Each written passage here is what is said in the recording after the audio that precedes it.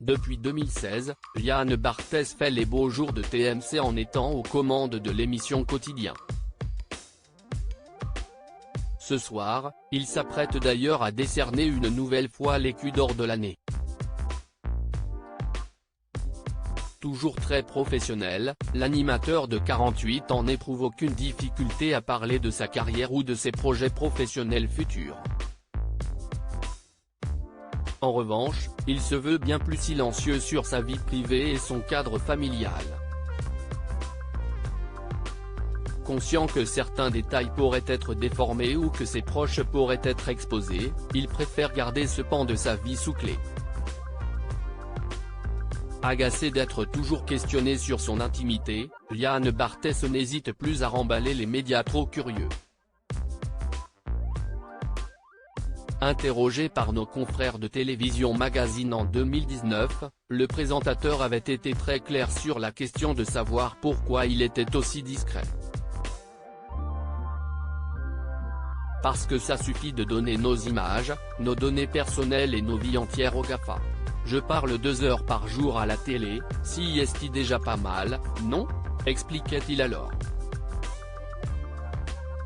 À l'heure où la plupart des personnalités s'affichent sans retenue sur les réseaux sociaux, Yann Barthès, lui, préfère rester loin de tout ça. Une décision qu'il ne regrette pas et à laquelle il ne compte en aucun cas remédier. J'aurais aimé être comme les Daft Punk. Son intimité, Yann Barthès y tient tout particulièrement. Conscient d'évoluer quotidiennement dans un monde de requins, il met donc un point d'honneur à ne jamais se dévoiler.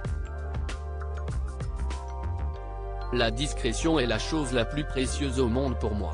Surtout dans ce métier, qui n'a absolument aucune.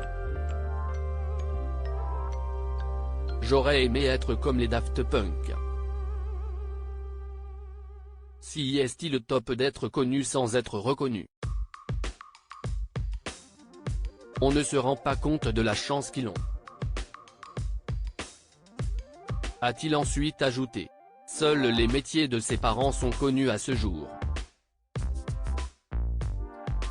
Son père était cheminot et sa mère travaillait dans un office notarial. Concernant ses relations amoureuses et sa vie de famille, on ne sait absolument rien. Il s'agit donc d'un secret très bien gardé qui permet à l'animateur de vivre tranquille une fois les caméras coupées et les photographes éloignés.